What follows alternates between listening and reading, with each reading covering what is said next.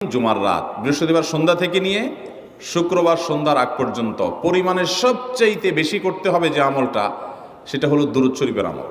নবী করিম সাল্লাল্লাহু আলাইহি ওয়াসাল্লাম বলেছেন, আকসিরু আলাইয়া মিনাস সালাতি মিন ইয়াউমিল জুমআতি ওয়া লাইলাতিল জুমআহ, তোমরা জুমার দিন এবং জুমার রাতে আমার প্রতি বেশি বেশি দুরূদ পাঠ করবে, দুরূদ প্রেরণ করবে। ফা ইন্না সালাতাকুম মা'রুদাতুন আলাই, কারণ তোমরা যে দুরূদ পাঠ করো এটা আমার কাছে পেশ করেন আল্লাহর ফেরেশতারা, এবং রীতিমতো নামধাম সহকারে আল্লাহর একদল ফেরেশতা নিয়োজিত আছে। তারা বলেন, আল্লাহ, হে আল্লাহ রসুল, আপনার অমুক উম্মত, অমুক অনুসারী, আল্লাহর অমুক বান্দা পৃথিবীর অমুক প্রান্ত থেকে, অমুক দেশ থেকে, অমুকের সন্তান, সে আপনার প্রতি দুরূদ পেশ করেছে জুমার দিনে, জুমার রাতে বা অন্য সময়ে। এটা নবী করিম সাল্লাল্লাহু আলাইহি ওয়াসাল্লামের কাছে রিপোর্ট দেওয়া হয় আল্লাহর নিযুক্ত ফেরেশতাদের মাধ্যমে। এই জন্য শুক্রবার দিন এবং রাত, অর্থাৎ বৃহস্পতিবার সন্ধ্যা থেকে নিয়ে শুক্রবার সন্ধ্যা